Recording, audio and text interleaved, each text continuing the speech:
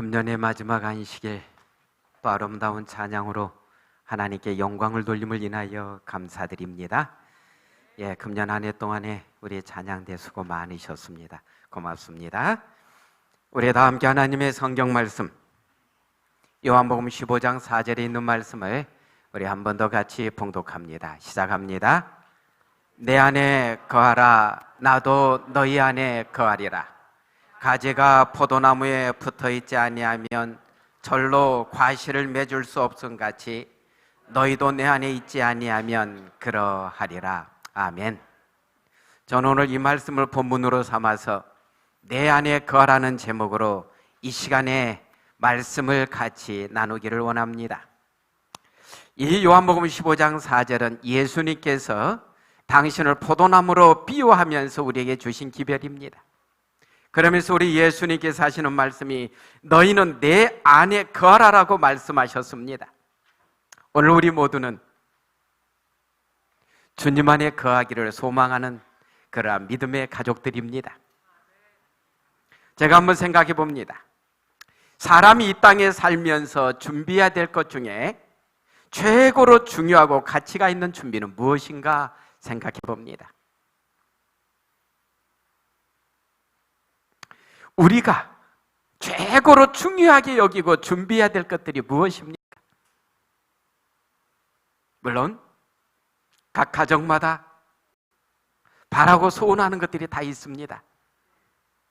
아마 내년도에 또 하나의 소망을 들으라면 어떤 집은 내년에는 우리 자녀들이 꼭 배우자를 만나 가정을 이루기를 기도드립니다. 이런 가정도 있고요. 또 어떤 가정들은 뭐예요? 내년에는 우리 집에 꼭 좋은 집을 하나 주셔서 더 행복하게 살게 해달라는 그렇게 기도드리는 가정도 있을 것입니다. 좋지요?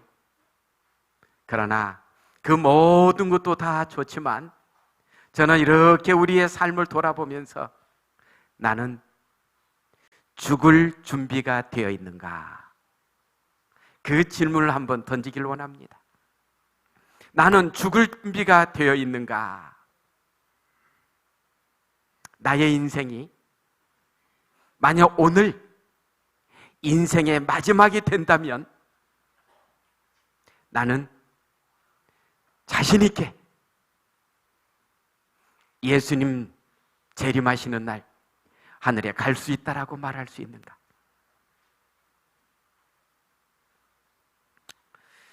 왜 제가 이런 말씀을 드리는가?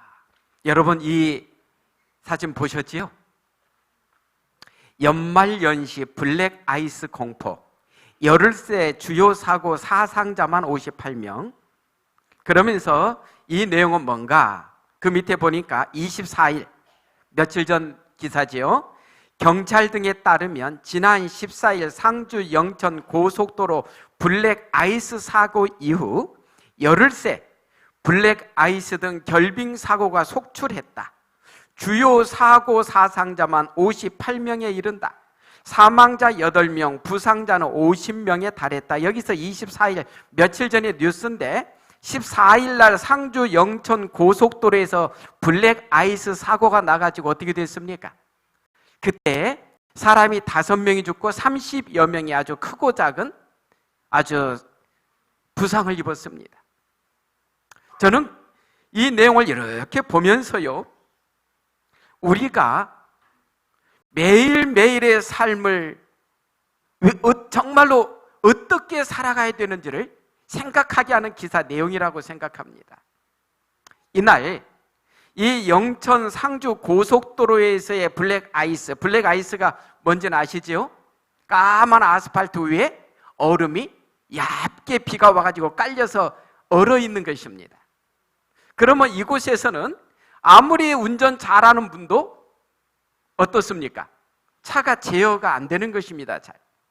그럼 여러분 한 가지 질문이요. 그날 지금 이번 12월 달에 이 블랙 아이스로 인해서 사람이 상당히 죽고 다쳤는데 이 잘못이 운전자들에게 있었습니까? 제가 볼 때는 운전자들의 잘못이 없습니다. 그 길에 접어들었을 때 얼어 있으리라고 어느 누구도 생각 못하고 그냥 가다가 어떻습니까? 차를 제어를 못하고 부딪히고 하면서 많은 사람들이 다쳤고 또 죽었습니다. 그날 만일에 우리가 그곳에 있었다면 우린들 그 사고를 피할 수 있었겠습니까? 아닌 것입니다. 내 잘못과 하등의 관계없이 그날 인생은 거기서 종착역을 맞이하는 것입니다. 이러한 모습들을 이렇게 보면서 오늘 우리는 나에게 만일 무슨 일이 일어날지라도 주님 만날 준비가 되어 있는 그런 삶을 살고 있는가 한번 생각해 보자는 것입니다. 인간의 일생을 이렇게 한번 제가 봤습니다. 사람은 태어날 때부터 어떤 운명에 처하게 되는가? 성경은 인간 곧 아담의 후손들에 대해서 이렇게 설명합니다. 고린도전서 15장 22절입니다. 우리 같이 한번 봉독합니다. 시작합니다. 아담 안에서 모든 사람이 죽은 것 같이 그리스도 안에서 모든 사람이 삶을 얻으리라. 아담 안에서 모든 사람이 죽은 것 같이 현재 살아서 움직이며 거동하고 있는데 성경은 우리가 죽었다라고 표현합니다. 어떻게 보면 참 어색할지 모르겠습니다. 그런데 우리 인간은 태어나면서부터 살아있는 게 아니고 어디를 향해서 달려갑니까? 어디를 향해서 달려가요? 죽음을 향해서. 어렸을 때는 그 속도가 좀 천천히 가서 괜찮은 것 같았는데 나이가 60이 지나고 70이 지나고 나이가 이렇게 깊어갈수록 어때요? 한 해가 어쩌면 그렇게 빨리 지나가는지 모릅니다. 그렇지요? 정말로 한 해가 빨리 지나갑니다. 오 했더니 벌써 어디에 와 있어요? 벌써 연말 마지막 안식일에 와 있고요. 우리가 다음 주 뵐 때는 축하받고 싶지 않지만 나이가 어떻게 돼서 나타납니까? 다음 안식일 뵐 때는 우리 모두가 올해 나이하고 다른 모습으로 옵니다. 한 살이 더 어떻게 돼가지고요? 더 얹어져가지고 우리가 다음 주에 안식일날 뵙게 됩니다. 축하할 일이지요? 예. 아마 저 2층에 있는 우리 젊은 우리 청년들은 아니요 나 이제 한 살 더 먹어서 행복하다 할 청년들이 있을 수 있겠습니다만은 이 밑에 주로 앉아있는 우리 어르신들은 그 말이 그렇게 나이 한 살 더 깊어간다는 게 그렇게 행복하게 안 느껴집니다. 어떤 생각이 듭니까? 내가 벌써 이렇게 됐어? 우리는 그런 말을 할 수밖에 없는 것입니다. 자, 제 앞에 지금 아주 꽃꽂이가 아주 예쁘게 되어 있습니다. 우리 김지연 집사님을 비롯해서 이 꽃꽂이 담당자들이 참 예쁘게 해놨는데 그래도 얘들은 이번에 계절을 잘 타고 태어나서 지금 지난 안식일에도 있었는데 오늘 안식일에도 있습니다. 그래요 안 그래요? 보통 여름에 꽃꽂이 해놓은 꽃들은 어떻게 됩니까? 며칠을 못 갑니다. 금요일 날 했는데 안식일 지나고 화요일 되면 벌써 잎들이 어떻게 됩니까? 떨어지는 꽃들이 있습니다. 2주를 못 갑니다. 이들은 그래도 이 꽃들은 지금 좋은 계절에 이 하나님의 성전에 꽃꽂이가 되어서 지금 2주 동안 이렇게 버티고 있는데 여러분들이 볼 때 이 꽃이 살아 있습니까? 죽어 있습니까? 예? 살아있는 것 같지만 얘들은 죽은 생명인 것입니다. 오늘 우리 인생이 그런 것 같습니다. 그래서 우리 교회의 실물교훈에 보면 제일 앞절 한번 같이 읽어봐요. 시작합니다. 사람은 겨우 생을 시작하자마자 태어나서 축하한다고 했는데 벌써 뭐 하기 시작해요?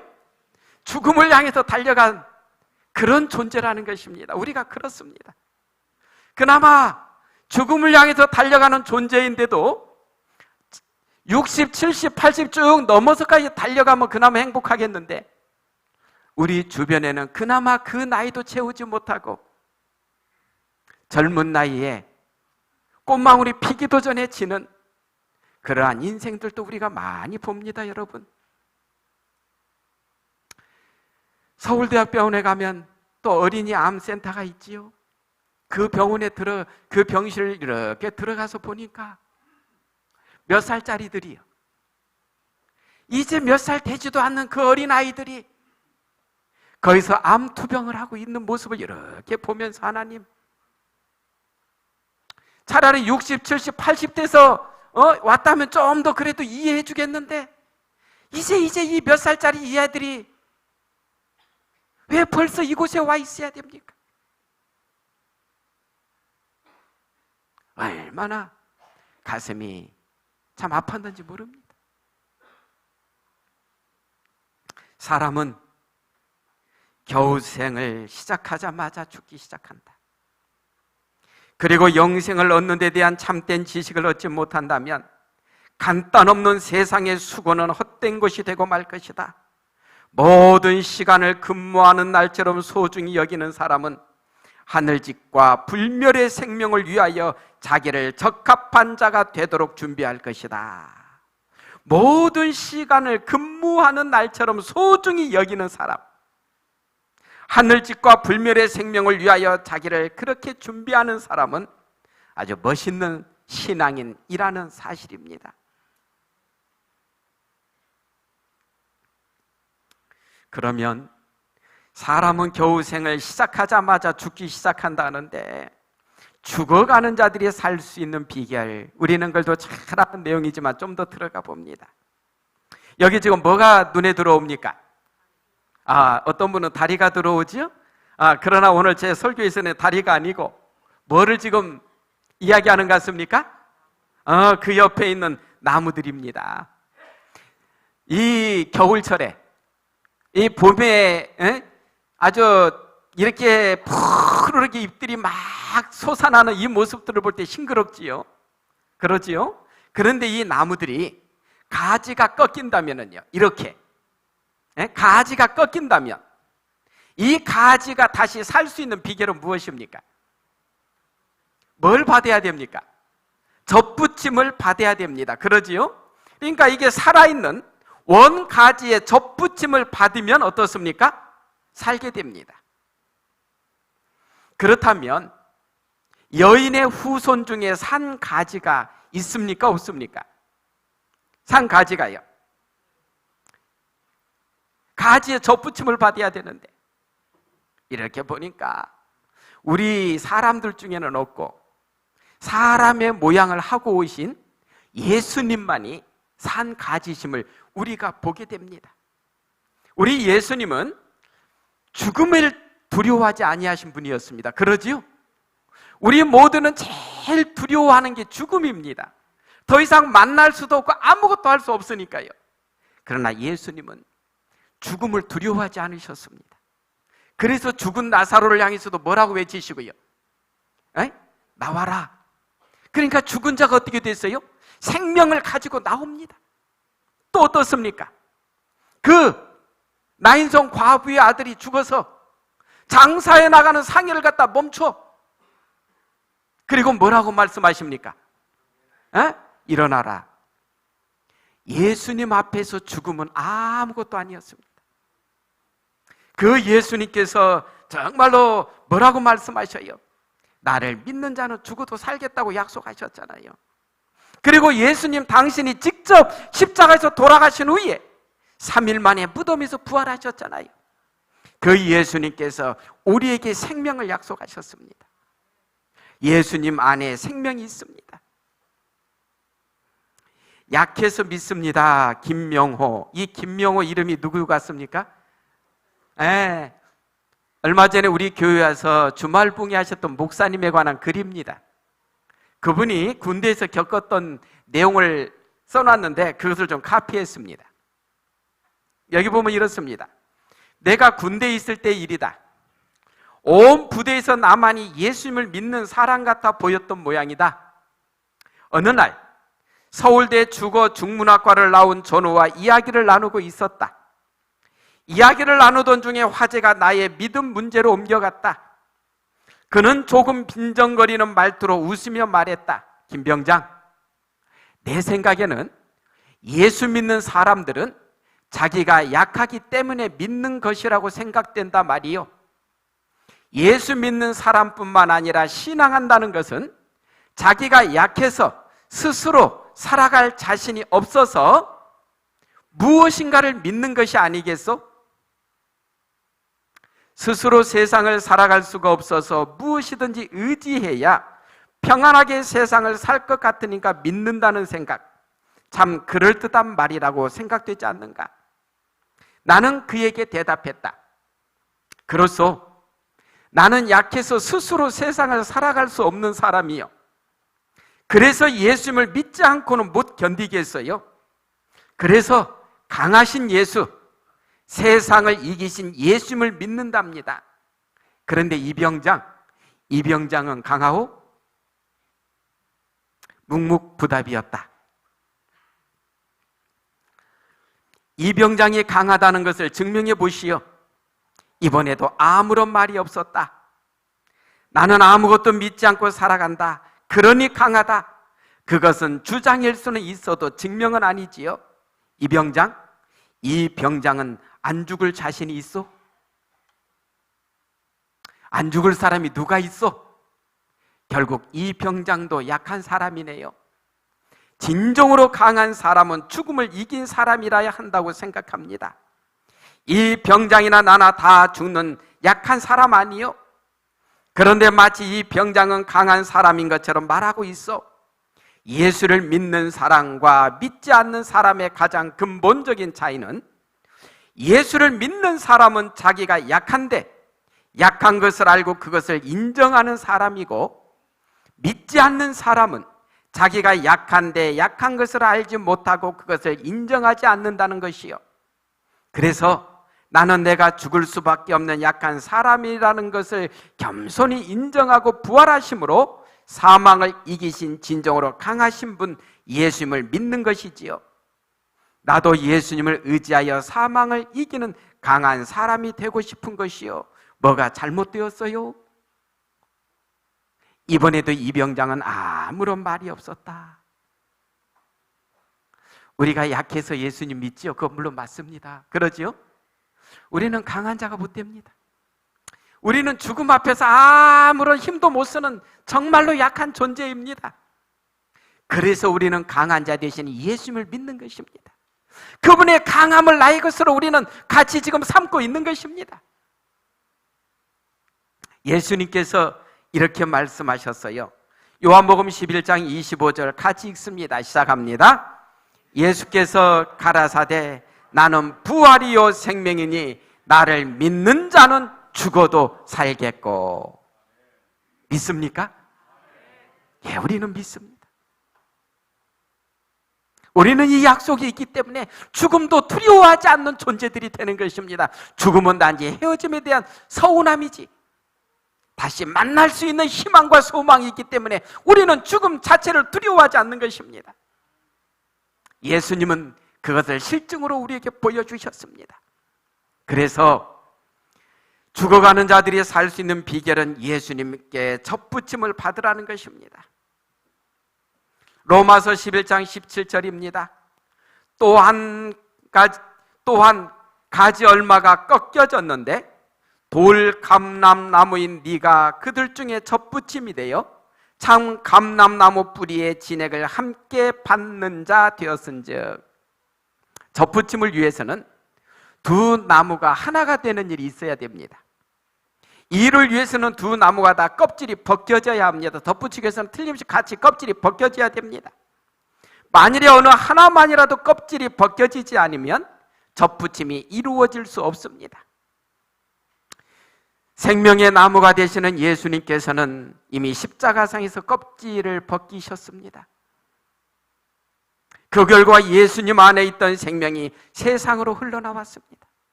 문제는 죽어가는 죄인이 예수님께서 흘려주신 생명을 자기 안에 받아들이기 위해서는 자기 스스로의 껍질도 벗겨야 된다는 사실입니다. 즉 자기 자신을 부인하고 예수님께 마음을 열어드려야 한다는 사실입니다. 그래서 예수님께서는 이렇게 말씀하셨지요. 마태복음 16장 24절에 있는 말씀입니다. 우리 다 같이 봉독합니다. 시작합니다. 이에 예수께서 제자들에게 이르시되 아무든지 나를 따라오려거든 자기를 부인하고 자기 십자가를 지고 나를 쫓을 것이니라. 자기를 부인하라고 말씀하시는데 이거 제일 우리가 힘든 것이 이겁니다. 우리가 다른 사람한테 화내고 다투고 하는 가장 큰 이유는 나의 뭐가 지금 무너져서 그래요? 나의 자존심에 상처가 입어서 그렇습니다. 내 자존심에 상처가 주어지지 않는다면 우리는 어느 누구도 화내고 막 그렇게 흥분할 일이 없습니다. 내가 흥분하고 그러는 이유는 내가 지금 살아있어, 내 자존심이 지금 다쳤다는 증거입니다. 그런데 우리 예수님께서 말씀하시기를 아무든지 나를 따라오려거든 자기를 부인하라고 말씀하셨는데, 여기 성경 주석은 자기를 부인하고를 이렇게 표현합니다. 자신을 뭐 하라고요? 포기하라. 자신의 의지를 그리스도에게 굴복시키고 이제부터는 자신보다는 그리스도를 위해 살라는 의미라는 것입니다. 뭐예요? 나 자신을 포기하라. 제일 힘든 게 자기 자신을 포기하는 일입니다. 자기 자신을 부인하는 일입니다. 근데 예수님 우리가 또 그런 자가 되라고 말씀하십니다. 오늘 가정에서 부부간이나 부모와 자식 간이나 교회에서 같은 믿음의 식구들 간이나 그 자존심 때문에 서로 관계가 힘들어 있지 않습니까? 나 자신 죽이는 게 힘들어서 힘들지 않습니까? 우리 예수님은 자기 자신을 부인하라고, 자신을 포기하라고 말씀합니다. 그러면서 초기 문집에 이렇게 말씀합니다. 우리가 고난을 통해 천국을 얻게 된다면 천국은 너무 값이 싸다. 우리는 매사에 자기를 부인하고 날마다 자신에 대하여 죽어야 한다. 우리는 예수님만을 나타내야 하고 그분의 영광만을 드러내야 한다. 우리가 어떤 분들은 예수님 믿는 것 때문에 고난당하는 분들도 있습니다. 그러나 그들이 예수님 때문에 받는 고난이 우리가 나중에 가서 살게 될 천국에 비교한다면 그 고난은 정말로 약하다는 거지요. 왜 그렇습니까?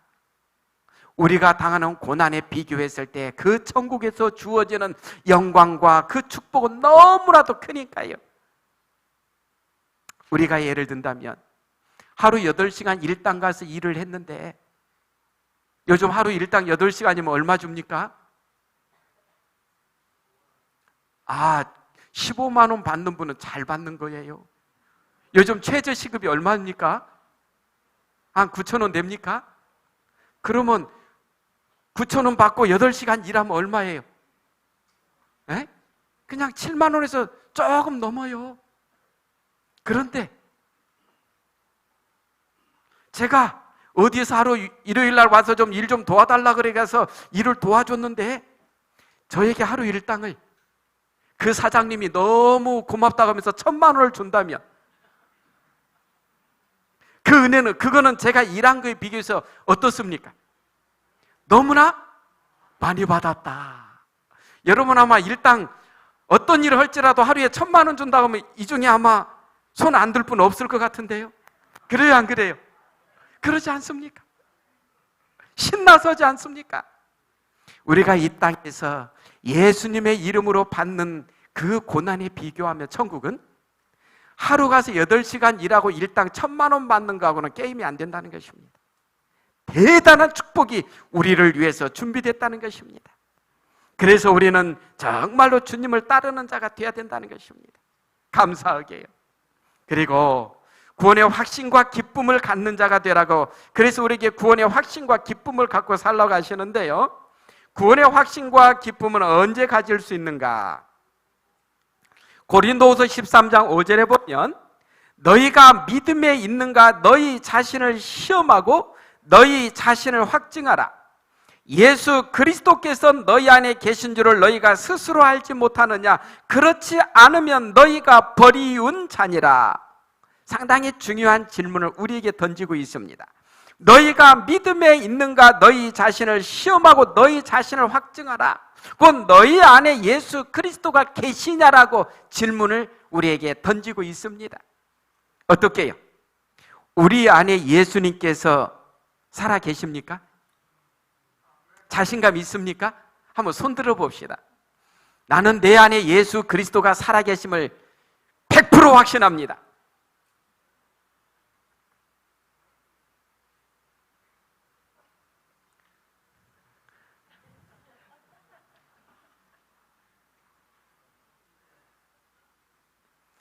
하늘나라에 예수님이 재림하신 후 들어가 봐야 알겠습니까? 나는요, 예수님께서 재림하시고 하늘에 들어가 봐야 알겠습니다. 그러면 손 들으려고 하면 또 그러니까 좀 지나가지요. 그런데 우리의 마음속에 예수님께서 살아계시다면 우리는 지금부터 어때요? 그 확신을 갖고 살아갈 수 매일매일 있다는 것입니다. 우리가 여행을 간다고 생각합시다. 여러분, 우리가 금년 다 가고 내년에 특별히 해외여행이나 어디 국내 멋있는데 여행을 가고자 계획한 사람들은, 이미 다 예약하고 돈까지 다 지불한 분들은 꼭 그 여행에 그날 가서 해외에 가야만이 기쁨을 누립니까? 가기 전에도 생각하면서 기쁨을 누립니까? 가기 전부터 마음이 어때요? 설레입니다. 이야, 이제 며칠 남았네. 우리가 예수님 안에 살아야, 예수님께서 마음속에 살아계시는 분들은 이미 천국에 이르기 전에도 그러한 마음 자세로 신앙생활을 해간다는 사실입니다. 그러니까 신앙생활 자체가 어떻다는 것입니까? 그 속에서 행복이 주어진다는 것입니다.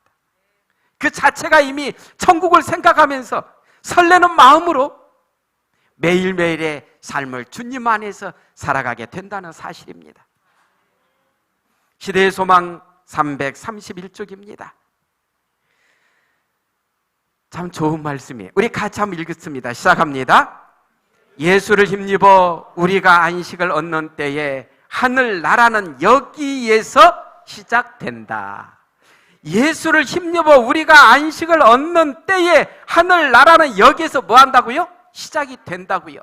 그러니까 이미 우리가 예수 그리스도를 우리의 마음속에 모시고 살 때 우리의 마음속에 이미 뭐가 시작되었다는 거예요? 하늘나라가 시작되었다는 사실입니다. 우리의 마음속에 이미 하늘이 있다는 것입니다. 그래서 우리는 하늘나라를 체험하면서 매일매일의 삶을 살아가고 있다는 사실입니다. 또 이렇게 말씀합니다. 그리스도의 초림에 대한 기별이 당신의 은혜의 왕국을 공포하였던 것처럼 그의 재림에 대한 기별은 그의 영광의 왕국을 공포한다. 그리스도의 초림에 대한 기별이 당신의 은혜의 왕국을 공포하였던 것처럼, 그래서 예수님께서 이 땅에 초림하셨을 때 침례 요한을 비롯하여 그들은 뭐라고 외쳤습니까? 회개하라. 뭐가 가까이 왔다고요? 천국이 가까이 왔다. 예수 그리스도를 마음속에 모실 때에 이미 은혜의 왕국, 하늘의 은혜의 왕국이 이미 우리의 마음속에 들어와 있다는 사실입니다. 그래서 우리는 지금 은혜의 왕국 속에 거하고 있는 것입니다. 이 은혜의 왕국은 언제 만들어졌습니까? 자, 이거에 대해서 이렇게 말씀해요. 산상보훈에 보면 하나님의 은혜의 왕국은 죄와 반역으로 충만해 있는 마음들이 그분의 사랑의 주권에 날마다 굴복함으로써 지금 건설 중에 있다. 그러나 그분의 영광의 나라의 완전한 건설은 그리스도께서 이 세상에 재림하실 때까지는 이루어지지 않을 것이다. 은혜의 왕국은 이미 우리의 마음속에 건설되기 시작했고요. 그 다음에 영광의 왕국은 언제 이루어진다고요? 예수님께서 재림하실 때 영광의 왕국에 들어가서 우리는 영원한 삶을 살게 된다는 사실입니다. 그래서 은혜의 왕국 건설과 확립은 또 이렇게 말씀하여, 은혜의 왕국은 사람이 타락한 이후 범죄한 인류의 구속을 위하여 계획이 세워진 직후에 건설되었다. 아담과 하와가 죄를 범하기 전에는 은혜의 그 왕국이 그들에게 그렇게 소용이 되지 않았던 것입니다. 왜요? 이미 그 안에서 살고 있고 이미 하나님을 매일매일 만나는 영광 속에 살고 있었기 때문에. 그러나 어때요?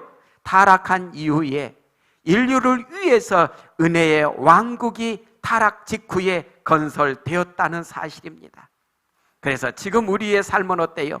하나님의 은혜 속에 은혜의 왕국에 살고 있고, 우리는 이 은혜의 왕국에서 살다가 예수님 오시는 그날에 저 천국에 가는 것입니다. 그래서 지금 우리의 삶이 은혜의 왕국 속에 있으니까 매일매일의 삶이 하나님과 더불어 깊은 교제 속에 주님과 더불어 동행하면서 주님 안에서 행복한 그러한 신앙생활을 살아가야 된다는 사실입니다. 그래서 주님 안에서 주님께서 우리에게 맡기신 직분을 행할 때에도 어떤 마음으로요? 이미 천국 생활을 맛보고 있는 우리가 하나님의 은혜 속에 행복하게 해가는 것이고요. 오늘 우리 장로님들 또 우리 남녀 집사님들에게 또 신임장들이 주어졌습니다. 여러분들에게 직분 맡겨지니까 행복하지요? 그렇습니까? 찬양되는 글도 웃는 모습이 글도 행복해 보입니다.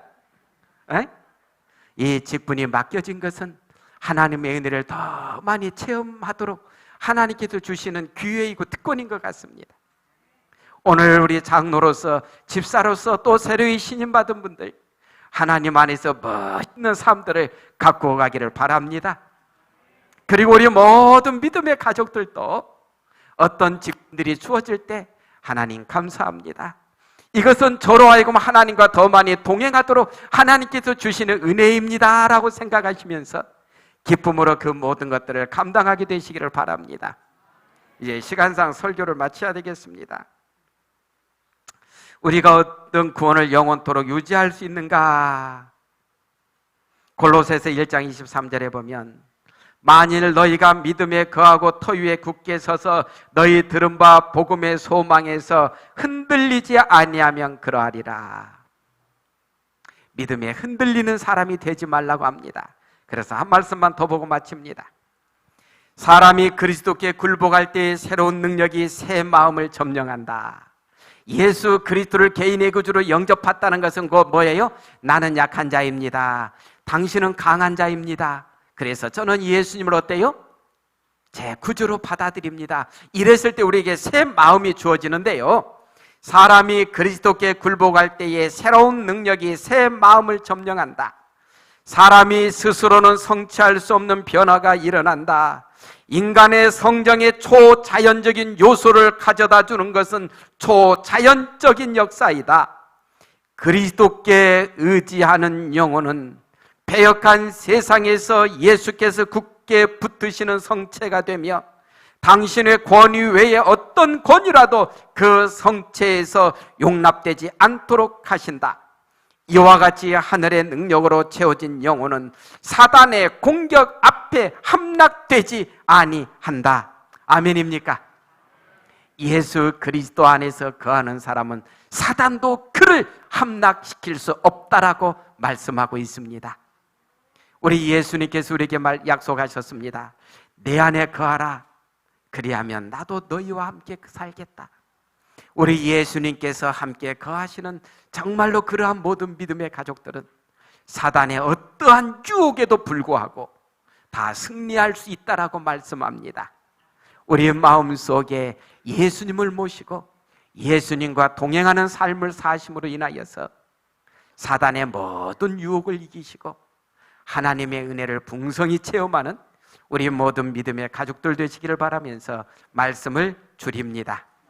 기도합니다. 하나님 감사합니다. 오늘 우리에게 주님의 말씀을 들려주시니 감사합니다. 이 말씀 우리의 삶 속에 살아있는 말씀 되기를 기원합니다. 은혜 베풀어 주시옵소서. 성령 하나님, 오늘 이 시간에도 우리가 자녀임을 증거하여 주시옵소서. 예수님 이름으로 기도드립니다. 아멘.